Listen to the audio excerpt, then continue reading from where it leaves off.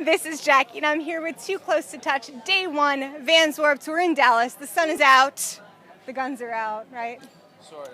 Sort of. Sort of guns. Sort of. The half guns. The half guns. Yeah. Yeah, you BB know. guns. Aww.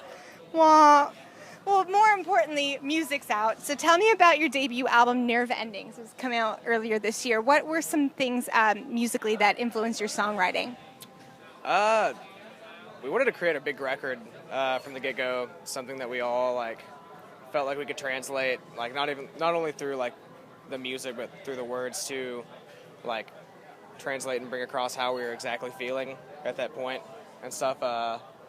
Lyrically, I can speak for it's very emotional. I wanted to write a real record that pretty much put every way that I felt going into writing the record out on the table. I think honesty in your music like that can really have a huge impact on people listening, because they'll be like, wow, I've been through the same stuff. So that on my end, and if he wants to talk about the music. What else influenced the music? I don't know. We kind of, musically we take a lot of different influences, from decades of hardcore, post-hardcore kinds of elements, and then the early stages of I guess you would say the emo kind of bands, like Taking Back Sunday and Thursday. We like the moody nature of the tones and the notes that all those great bands decided to use, and we kind of took from that and just kind of morphed it into whatever came into our heads. You know what I mean? Just the dark, moody kind of things mixed with the higher energy of the punkier stuff we like to listen to, and we just kind of morphed it all together and saw whatever came out of it. It was a great time. It was a great time. What are some messages you hope fans take away from the songs?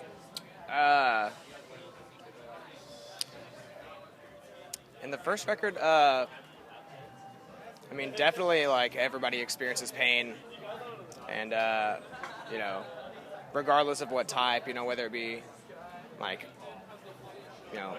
heartbreak or whatever, being like love heartbreak, or losing somebody, or somebody leaving you, abandonment and stuff.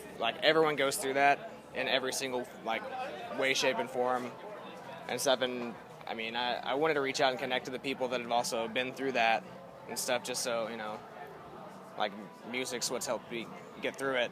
Writing has helped me get through it, and I want people to feel like they're not alone in that, and it's really easy to close yourself off and feel isolated and alone when going through things like that. But music's the best platform, I feel to bring people together in that facet, emotionally. So that's what I wanted. I just wanted people to be able to connect, and it seems like they have. So that's awesome.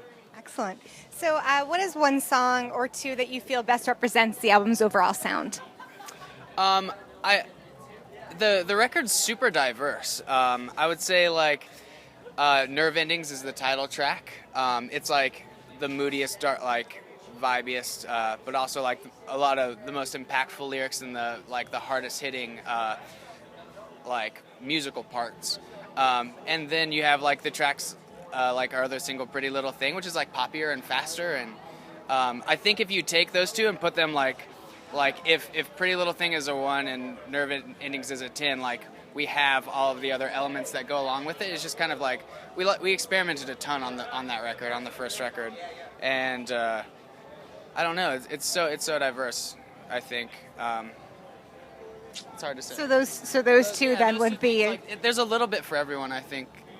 If you like rock music, there's rockier riffs, and we have bendies and chords and. And you mentioned guitar stuff, and we got synths. And there's some music and stuff. There's lyrics. There's a word or two. So you mentioned your single, Pretty Little Things. Tell me about the music video for that. What it represents, or besides a girl just hitting me with a bat. No. I guess I'm metaphorically the pinata in that aspect, and it was a pretty interesting treatment that Brad did, actually. It was cool. It's nice and cheeky jokey and cute like the song is, but like it's cool. Like our whole band is kind of a balance between like the light and dark. So it's like it's a fast poppier song, but the lyrics it's like a happy poppier melody. But like the reality is it's about like a really heartbreaking kind of thing. You know what I mean? Being used and things like that. So the music video portrays it really well, and like it's like a black and white video, and then the piñata and everything's in color. So. You take so many hits and stuff until you finally like break open, and there were hearts or whatever. Obviously, there wasn't candy inside the piñata, which was really upsetting to us on this shoot. But I mean, we'll get to that later. But yeah, no. So I mean, that's pretty much the base like message of it. Nothing like too crazy. What are the benefits of making a music video in 2016 when there's no longer that channel that we all tune to watch stuff like that? I think it's way easier to get seen like through the right platforms online. Like online media and social media is taken over, like as far as like general television goes. Like obviously you don't see anything on MTV anymore or really anything. If you want to watch really bad reality shows. Yeah, exactly. Like there's nothing on there, you know, so like you're much more likely, you know, you can target more of a specific audience on like a YouTube channel or something. Like when your label releases, you know, a music video on their channel, everyone that subscribes to them on YouTube is going to see like, oh, this band just posted a new video. Let me see it, and then they can share it. It's just like a big tree, you know. Like it's not controlled on the rate that it grows with like the schedule that it airs on TV. I think too in the digital age that we live in, like attention spans are so short nowadays. So it's like if you just put a stream up, it's likely someone will just put the song in for background noise. But if you have something to pay attention to, like a music video, like if you see it on Facebook or YouTube or whatever, it gives you like something to pay attention to. So you're like your senses are more engulfed in the like what's going on. So you pay more attention to the music through the video. You know what I mean? I think you get a lot more out of it. Instead of just like clicking play and then checking your Facebook and checking your Twitter, and you're not really like listening to the song in depth. I think that's like what the benefit of a music video does for artists. What social media platform do you feel is most helpful to you to reach out to fans? I don't know. What do you prefer? I like pictures, so I like Instagram. That's where I follow all of my things, because I like to see the big thing first and then read the caption, like for the full circle. Facebook, it's usually just like a lot of words or a lot of like shared links and whatever. Like, hey, look at this meme cache that I found on Reddit. Yeah. You didn't know about butter or something like that. It's like I don't care. It's cool. But no, I like Instagram. I think the best, and then yeah, it's just the most like upfront. It gets me the information that is meant to be given to me from whoever I follow.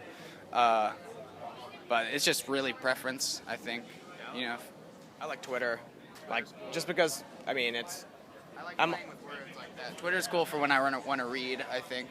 But like it's a lot easier like with Twitter as far as like from the band account and stuff goes, and to be able to like just interact with people quick and stuff, you know. Or on Instagram you can comment, but like, you know, you got to be like looking into like the comments and stuff, and so yeah, Twitter definitely is my go-to. We'll keep in touch with Too Close to Touch. This is Jackie. Thanks to In the Key of Change and Chorus.fm.